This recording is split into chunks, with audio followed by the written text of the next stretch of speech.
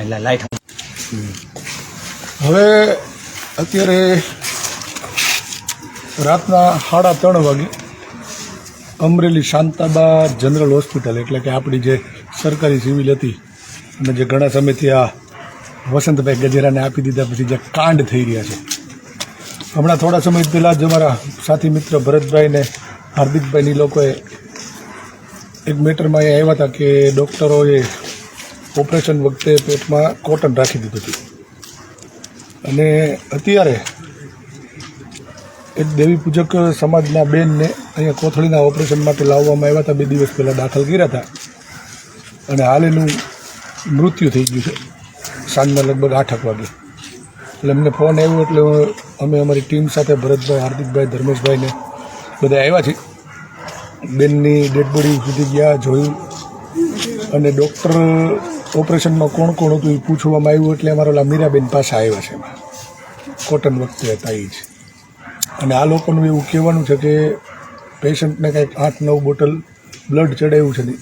એ લોકોએ અંદર એવું સ્વીકાર્યું છે કે આ ભાઈ 8 બોટલ બ્લડ ચડાવ્યું છે. એટલે પહેલાં તો તમને એ કહી દો કે 8 બોટલ બ્લડ આ સિવિલ હોસ્પિટલમાં મળવું ને એટલે ઊંધા મતે થવા જેવું છે. કેમ કે મારા મિત્રના સંબંધી હમણાં 2-4 દી પહેલાં દાખલ હતા, એને 2 બોટલ બ્લડ માટે મારે 2 દી દોડવું પડ્યું હતું.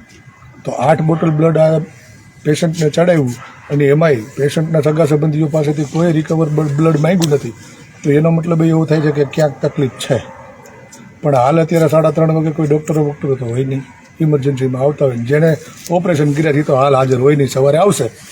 એટલે સવારે જોઈએ આપણે કે હકીકતમાં બનાવ શું છે અને કઈ રીતે આ બેનનું મૃત્યુ થયું છે. જો હવે આમાં કાંઈ પણ ડૉક્ટરોનો વાંક હશે તો આ સિવિલને હવે છોડવામાં નહીં આવે.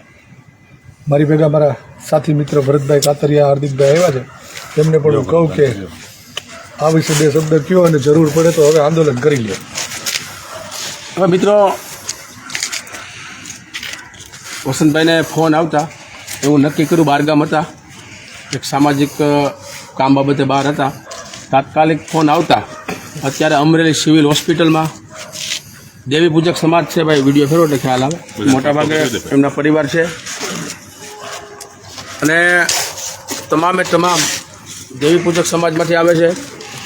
ધંધુકા સાઈડનું બરવાળા ગામ છે, ત્યાંના સ્થાનિક લોકો છે. એટલે બેનની પોઝિશન આઈસીયુમાં અત્યારે બેનની ડેડ બોડી પડી છે. ત્યાં ગયા તો ખરેખર ડેડ બોડીને જોતાં એવું લાગ્યું કે ખરેખર 8 બોટલ એમને બ્લડ ચડાવ્યું. એટલે આ ભાઈ જે વસંતે કીધું એમ હાઈએસ્ટ થઈ જાય. કેમ કે અમરેલી સિવિલમાં 1 બોટલ માટે અમને 8 દી ફોન આવતા હોય, પણ 8 બોટલ એટલે બહુ મોટી વાત કરી, જેમ ભાઈએ વાત કરી એમ. અને બીજા નંબરમાં એ બેનના કાનમાંથી પણ ક્યાંક ને ક્યાંક બ્લડ જાય છે અને અને ગળામાં પણ નાકમાંથી અને ગળામાં હોલ પાડેલો છે. તો આ મૃત્યુનું ચોક્કસ કારણ આપણે કોઈ પણ આક્ષેપ નથી મૂકતા, પણ જે કપડું રાખી દીધું હતું એ જ બેનનું પાછું આમાં કાંઈક ને કાંઈક આ બેન આસિસ્ટન્ટ તરીકે એમની જોડે હતા. એટલે મૃત્યુનું ચોક્કસ જાણવા માટે એ પરિવાર અને તમામ દેવી પૂજક સમાજની એવી માંગણી છે કે આ મૃત્યુનું કારણ અમારે જાણવું છે. એટલે હાલ પૂરતી જેનો સ્ટાફ હતો અમારી હારે આવ્યો હતો અને લાસ્ટને અત્યારે ક્યાં નજીકમાં એના જે કાંઈ ફ્રીજ છે જે ડેથને રાખતા હોય છે ડેડ બોડીને કોલ્ડ સ્ટોરેજમાં, એટલે કોલ્ડ સ્ટોરેજમાં અત્યારે હાલ પૂરતી ડેડ બોડી રાખી અને સવારે નક્કી કરશે કે ભાઈ અમારે આનું પીએમ કરી અને આનું ચોક્કસ મૃત્યુનું કારણ શું છે એ જાણવું છે. જો મૃત્યુનું ચોક્કસ કારણ કુદરતી રીતે અને નોર્મલ રીતે સુધી અમને વાંધો નથી, પણ જો ક્યાંક ને ક્યાંક પાછું કાચું કપાણું હશે તો આ સિવિલને અમારે ફરીવાર બાનમાં ન લેવી પડે.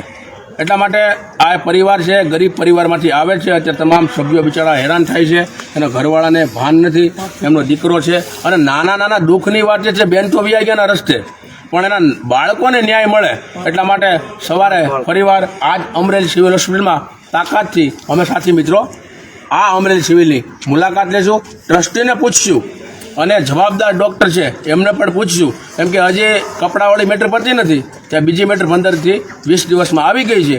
જોઈએ હવે આગળ પીએમ થયા પછી આ બેનને કઈ રીતે ન્યાય અપાવો એ આગળની કાર્યવાહી અમારી ટીમ દ્વારા હું અમારા ભરત કાતરિયા, અમારા સાથી મિત્ર વસંત ચાવડા, હાર્દિકભાઈ સોલંકી, અમારા વિનોદ મામા, ધર્મેશ સોલંકી, ભરતભાઈ, આ તમામ લોકો ફરીવાર અમે આવતીકાલે સિવિલ હોસ્પિટલની મુલાકાત કરીશું અને આ જે મૃત્યુ થયું છે બેનનું એ બાબતે આ સંસ્થાને અને ખાસ કરીને ડૉક્ટરની મુલાકાત આવતીકાલ સવારે કરશું ભાઈ.